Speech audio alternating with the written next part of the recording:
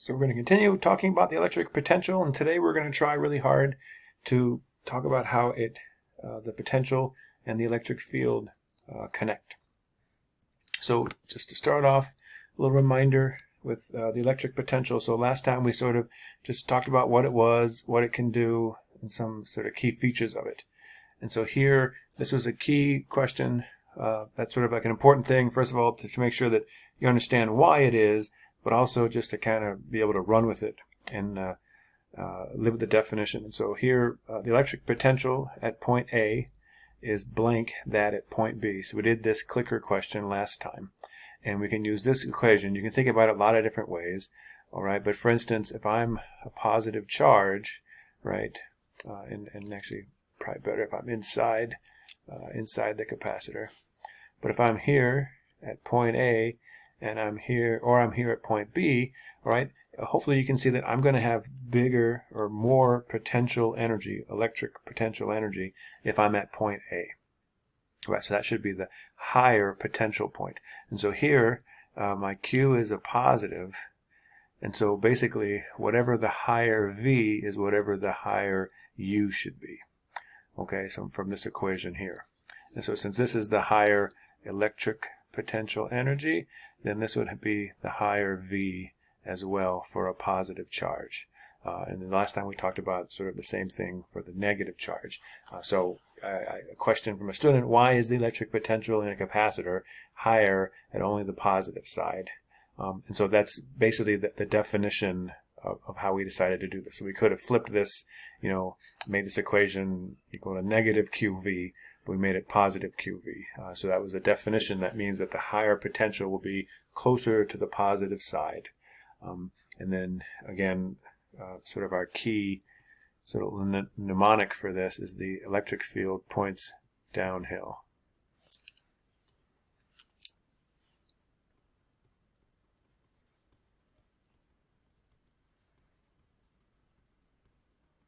So again, hopefully you can reason through why this has to be using this equation in our definition of potential.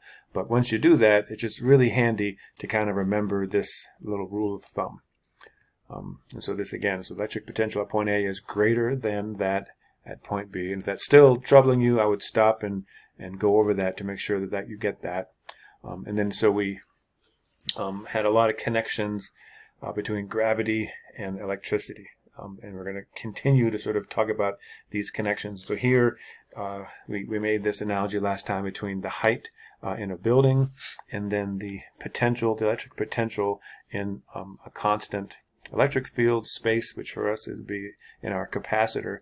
And so you can look at here's like different heights of a building, and the same thing, you have the different potentials in an electric field. And so we create these little blue lines here. I'm drawing them blue now, but called equipotential lines. And so they're similar to the floors of a building. They tell you what the same potential would be. So it's basically all these points have the same potential. And so one key is that there's no work when you're moving on an equipotential line, right? It's like, for instance, if I take some big box over here in this building and slide it down this way over here, gravity, mg, is down the whole time. And so gravity does no work. And so the same thing, if I take a positive charge and slide it from here to here, right, the electric force is down, and so electric force does no work. And then just again, we sort of talked about this last time, but a positive charge in general wants to get to lower potential, and a negative wants to get to higher. So that means if I just drop some negative charge here, right, it wants to go to regions of higher potential. It's going to feel a force in that direction. And so, and hopefully you can also kind of see that, it makes sense that it would be repelled from the negatives and attracted to those positives. So a lot of connections there. Then, so student, in a parallel plate capacitor, all points in between have the same E field regardless of their position in the capacitor. And that's exactly true, right? So the electric field in a capacitor is constant. The electric potential will be changing. And by the same token, right, over here on our building close to the surface of the Earth, right, our electric field was constant. Our G, our gravitational acceleration, was equal to a constant. And we assumed that for anything we were doing, it was pretty much the same. So it's a parallel analogous situation. So here are are rules of thumb then that are going to help us to relate potential and the electric field. And this picture here kind of tries to summarize them. So the electric field is always perpendicular to an equipotential surface, right? And hopefully that makes sense. So we talked about, if you move, so these little dotted lines are equipotential surfaces. So again, if I have like a positive charge here and I slide it on this green line, the electric force does no work, which means that the electric field has to be at 90 degrees to that electric equipotential line at all times. So we talked about the simple case in a capacitor where it was just a straight line, but of course in real life it can be all sorts of crazy things, but the same rule applies. If I slide a charge along an equipotential surface, you're not changing the potential, and because of that you're not going to be doing any work, and so therefore the E field has to be perpendicular to equipotential surfaces. The E field points downhill, right? That's the mnemonic we've been using. What that means is it points towards decreasing potential. So in this case here, there's sort of three lines drawn, and V positive is sort of the higher, this is the medium, and V negative is the smaller. And if you look, the direction of the electric field, again, it's 90 degrees to that green line, and it points in the downhill direction. So sort of if you're given just little green lines, you can generally figure out a lot about the electric field. And this last one's a little bit trickier. We're going to spend some time on it. But the E field strength is inversely proportional to the distance between equipotential surfaces. And we call this delta S. Okay, so the field strength is inversely proportional to the spacing between the equipotential surfaces. And so basically, the closer it is, the larger the electric field. So you look over here, that little delta S would be over here, which is pretty tiny. So it's a really big electric field. And over here, it's a larger delta S, and so a larger electric field. And so if we look at this, the magnitude of our electric field, and when we say S, we're just using that to be some kind of a direction, right? Electric field is a vector, and so like a lot of times we'll ask what's the X direction of it or the Y direction, and so S is just our kind of dummy variable way of writing it. It's going to equal the derivative of the potential with respect to that distance there. And so you can see here that, taking that derivative will end up, again, if it's a smaller delta S, it'll be a larger electric field. And then just to sort of keep touch with everything, the actual sort of direction of it, we'll use a negative sign for it. So we're going to spend some time today talking about that negative sign. That negative sign is basically where you get this idea that the electric field points downhill. So we've sort of already used that negative sign, and it'll be important sometimes, but there'll be a lot of cases where we'll just really be interested more in just the magnitude. And so that negative sign will be, again, the kind of thing that we think about and sort of reason through. But we'll get to some examples. Okay, so here's a good example. So we have a plot here of electric potential versus the position in the X direction. And so I want to know is in which regions do you expect EX, okay, the electric field in the X direction, to be positive? So I'll go ahead and think about this one, and we'll talk about it here in a second. Okay, so let's look at this one. So what I'm going to do is I'm going to sort of block this off into regions where the electric field is sort of having a similar behavior. So these are our regions, and so I'll sort of just keep drawing them down here to the underneath the region, and so I can go through and draw a little bit about that. So over here, so this region, and this region, and again, our key here is that electric field in the X direction is negative dV dx. And so again, the general formula was that little S guy, which is sort of whatever direction you want, but in this case we're looking exactly for the X. And so we'll look at some sort of initial cases, and basically the easiest thing to look at is right here. So this region in here, so the potential is flat, and so if I took the derivative in here, it would just be 0. So electric field in this region is 0. Okay, and so we'll talk about that. Now here, right here, the electric field has a slope, which would be a negative slope. So technically dV dx would be negative, and so two negatives would make the electric field in this region here to be positive. Okay, which means the electric field would point this way like that. right? And so we can think about it as if the negative sign times whatever the particular slope is, and that gives us the sign of our electric field in the x direction. So in region 3, it's a positive, so I'd put a positive there. So negative times a positive would give me a negative. And so the electric field would be pointing this way in that region. And then over here at 4, the electric field would be pointing this way. So just straight up, we can get here that the answer is like this. But let's just try to interpret this a little bit more. And so again, the way that this works, right, is the electric potential works so that a positive charge, all right, wants to go downhill. So for instance, if we put a positive charge over here, it's going to want to go downhill, and that's reflected in the idea that the electric field points in the positive direction. So this charge would feel a force in the positive direction, which would move it, I put it here at like, 0.05 or something, and so it wants to get pushed over to this 0.02 place over here.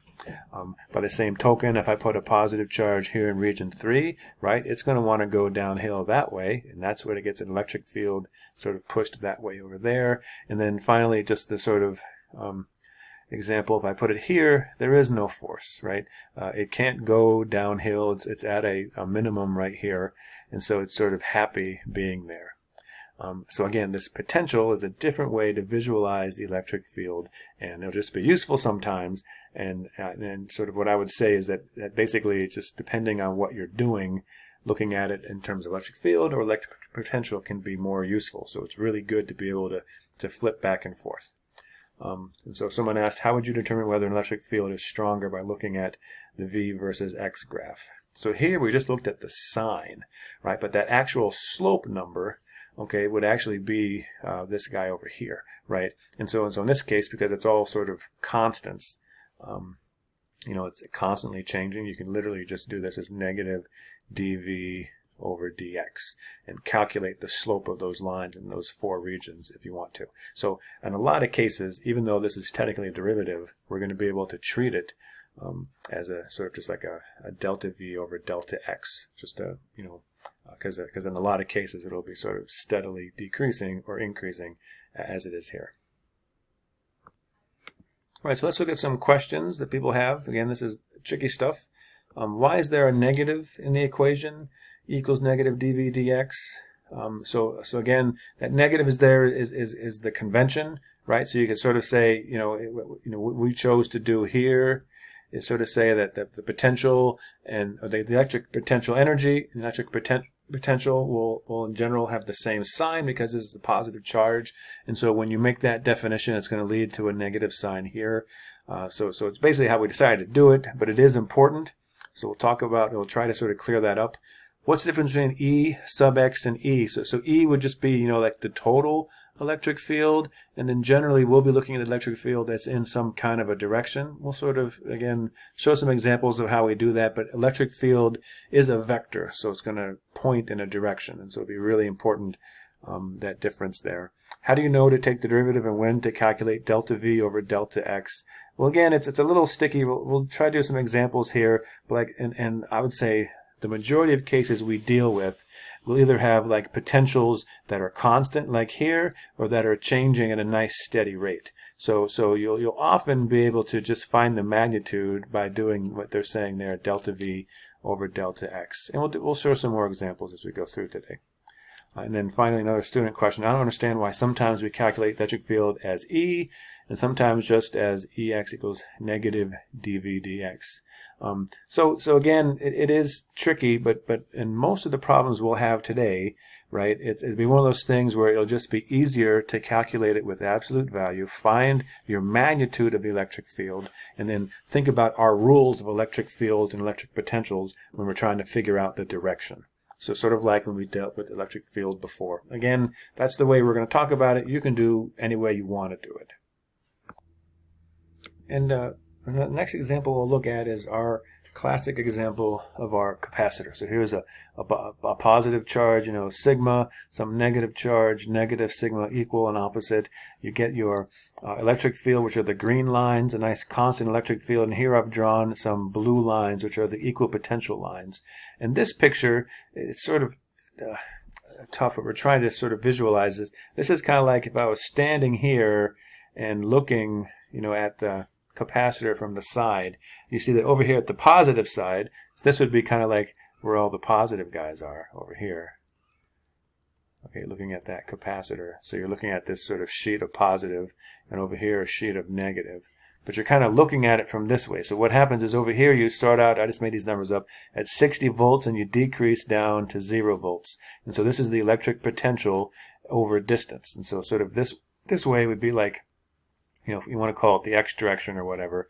Okay, so this distance here would be like the x direction. So this is our capacitor that we've been dealing with, and this is sort of like this side view looking at the how the potential varies. And so it's just going to hopefully be another example that can help us sort of picture this sort of thing. And so let's put a positive charge in there. And so if we thought about it in terms of electric fields, right, the electric field is pointing that way, so that means there'd be a force Fe on the positive charge if I just sort of dropped it in there, so it'll feel a force. You can also think about it then in terms of energy, electric potential energy and this new electric potential. And so basically positive charge would speed up as it moves to lower potential. It wants to get to the lower potential. So if I dropped it in there, another way to think about this is it wants to go to the lower potential. And basically its potential energy decreases as the delta V decreases. So as it gets to lower potentials, it'll go to a lower potential energy. And we have this equation here that says that. Right, so basically the change in the potential energy equals Q times delta V. So here, basically when you let go of the particle, if there's nothing else going on, it's going to want to get to a lower potential energy. And so for a positive charge, that would be getting to the lower potential. And again, this is how you can sort of view that potential, the side view. And so here, we have this equation now. Ex is negative dV dx. So electric field in the x direction is the negative of the slope of the potential graph. So this has a lot of information. It gives us electric field points downhill, and also lets us know that the larger magnitude of the slope equals larger electric field. And of course, inside a capacitor, right, this is a sort of a really great place where we're going to sort of, if I want to find the magnitude, right, it's just literally dV over dx. It's a nice constantly decreasing, it's a nice constant slope. And so that's generally a nicer one to deal with. Again, this is such an important system, the capacitor, that we'll spend some time looking at this for sure. Okay, so here's another problem to look at. So we have a picture here of the potential versus x again. So kind of like that other one, but this one's not sort of nice, constant slopes. It's a more complicated function. And what we want to know is electron is released from rest at the position x equals to 2. In the potential shown. What does the electron do right after being released? So again, it's released at rest at x equals to 2. So think about this, and we'll discuss it in a little bit. Okay, lots of different ways to visualize this one. So let's just start. So again, we know that the electric field in the x direction is the negative dV dx. So at the point here, x equals to 2, right? And so here's what's tricky. I think a lot of people say, well, hey, the electric potential there is 0. That's got to mean something, right? Well, no, it's more about, the electric field is related to the change in the potential at that point. And so it's not the actual value, it's how it's changing. And so at this point, there's some sort of a positive slope. So if you look here, right, so I'd have negative of some positive slope, and so I'd get negative. So at that point, x equals to 2, there's going to be an electric field pushing in the negative x direction, right? And so let's think about that. What does that mean? Well, if I put an electron here, and there's an electric field pushing in the negative x direction, that means, right, I can use this equation here, F equals to Q times E, and since it's a negative Q, the force will be in the opposite direction. And so the force will be to the right. And then we say with increasing speed, why is that? Well, because you've got some force, right? And so F equals ma, it's going to have an acceleration. So it's going to be having a steady increasing speed. Through this region, it's going to be you can see it's kind of a pretty steady slope through there. So let's try to unpack this. Again, this can be really tricky to picture these ideas, right? But again, in this particular region, you can argue that there's an electric field pointing in the negative direction. The other thing is that if you look at this picture, we talked about this, like a positive charge wants to go downhill, a negative charge wants to go uphill. That's sort of our general rule with this. And you can actually, when you actually look at pictures of what would make something like this, all right, there's very likely some negative charge here and some positive charge over here, assuming that this is like a little peak. And so you can think about it that way. Like the positive charge is what creates a peak. The negative is what's usually there to create a valley. And so this negative charge wants to go uphill, right? So that's the other thing is this is so we've mentioned this before, but making the particle an electron can sometimes make these problems a little bit more complicated. All right. Let's, or at least a little bit more confusing. And here's some student responses to this question. So it's always nice to kind of see what students thought. So here's sort of the most popular incorrect. So since energy is conserved in this case, the electron has to lose potential energy and gain kinetic energy. The electron will therefore move to the left where its potential energy will be converted to kinetic. So this would be exactly right, but for a proton, like a positive charge. And so you could almost just take this exact sentence and just change it to say that it needs to go uphill, okay, and so the electron would sort of do the exact opposite. So that's a good way to think about it, just sort of missed that idea of the proton versus electron difference. And then here, the other most popular sort of mistake answer on this is or incorrect, is the graph is at 0. The energy of the field at x equals to 2 is 0, so there's no force acting on the electron. So again, it's not the value of the potential, right? It's how the potential is changing. Here's some correct answers. So, oops, I picked the wrong one. Electron falls up towards the region with the highest potential, right? So that's someone that sort of realized, I guess, after the point that they that's how that works. Another version of someone's answer: a negative charge moves in the direction opposite to that of the electric field, in the direction of increasing electric potential, because the potential in the case.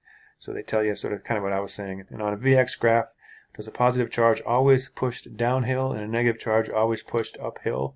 Yeah, so that's the general trend. So that, again, hopefully you can reason through this problem the way we talked about it, but then if you see that graph again in the future, you can sort of make really quick judgments using these sort of rules of thumb. So it can be helpful. And here's just a picture. This can just be sort of devastatingly tricky stuff to visualize.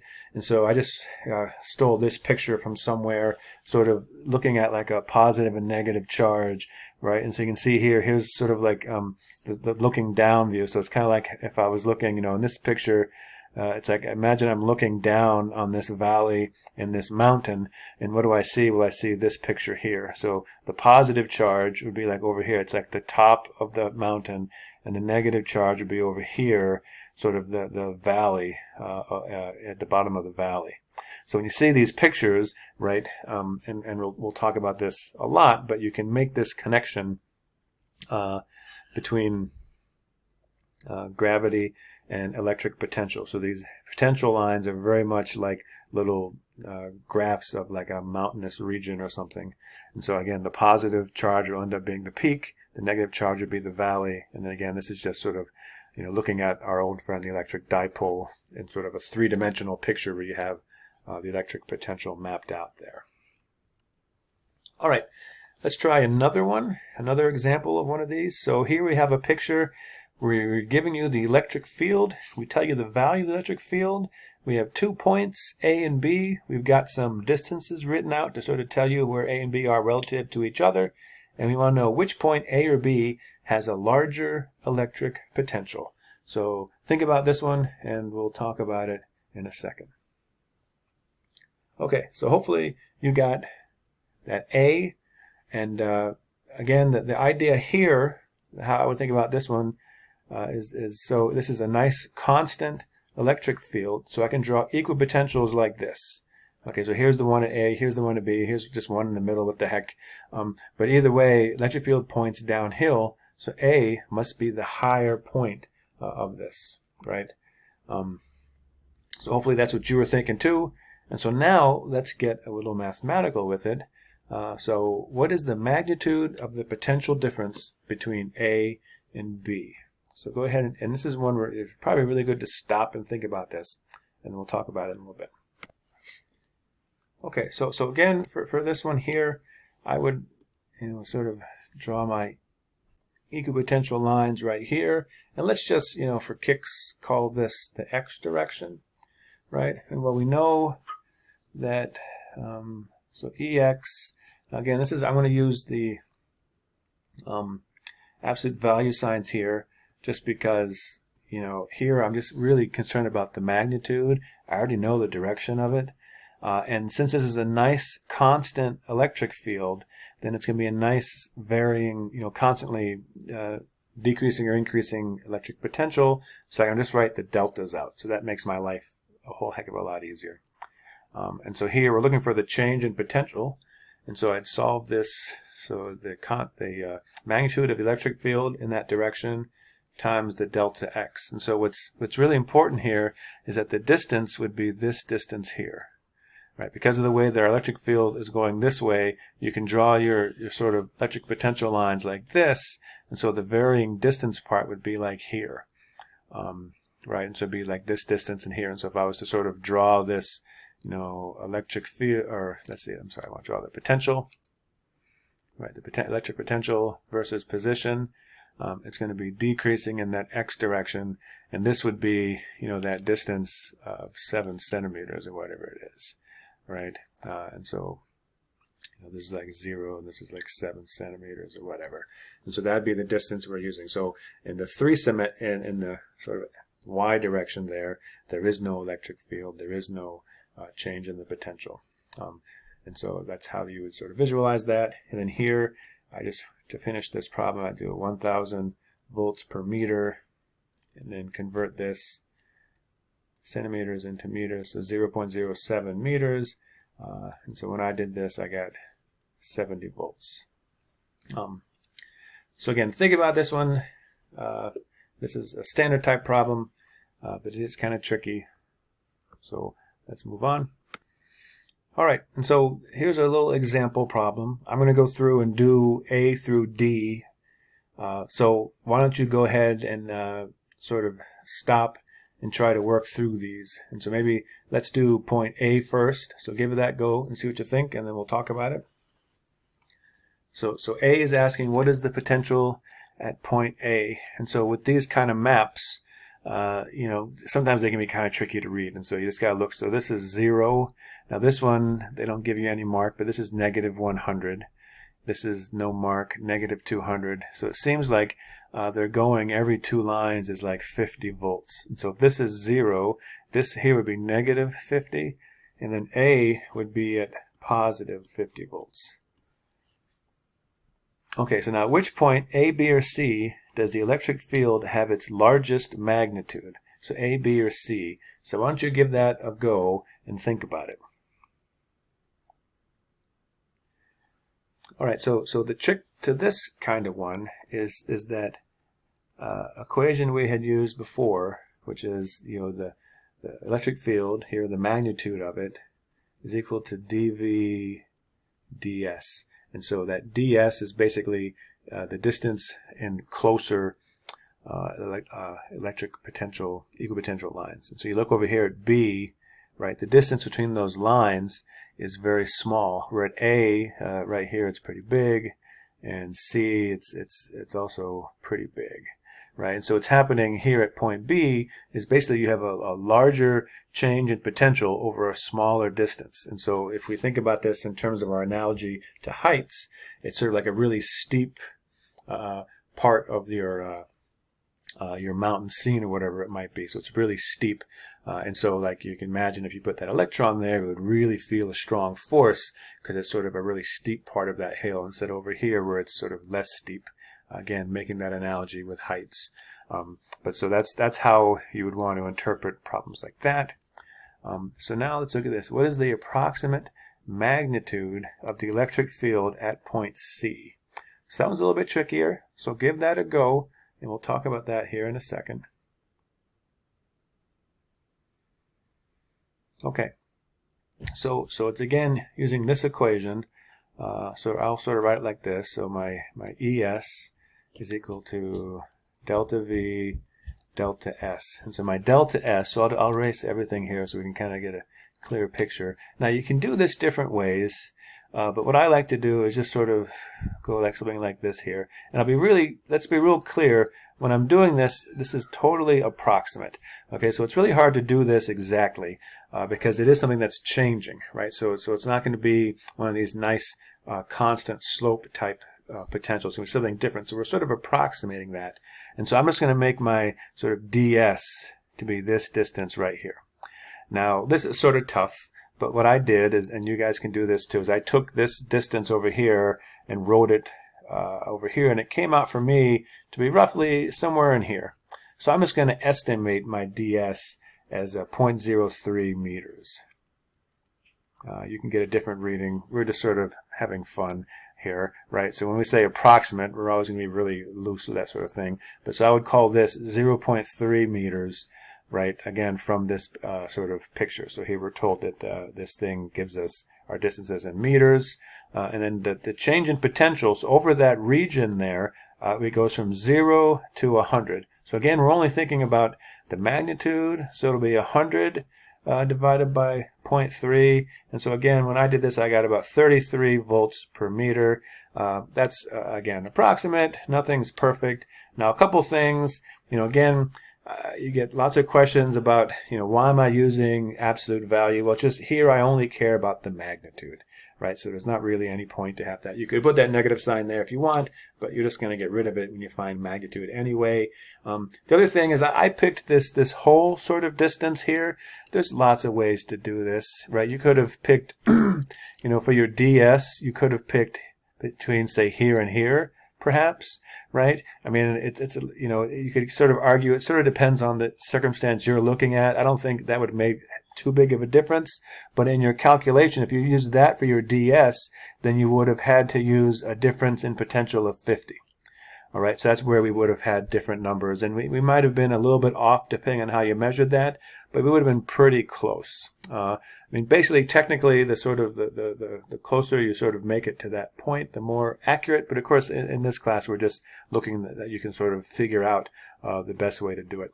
And so finally, what is the approximate direction of the electric field at point C? So think about this one and let me know what you think. All right, and so for direction of electric field, I'll do a different color. And this is just basically the idea that, electric field points downhill, and it's always 90 degrees to your equipotential line. And so it has to be on here. So this is my best attempt at 90 degrees to the equipotential line, and it's pointing in the downhill direction, -100, -200, -300. So my actual electric field at C would be a vector pointing that way that had a magnitude of 33 volts per meter. So that gives us a lot, this example here, I think a lot of hopefully practice in calculating these sort of things.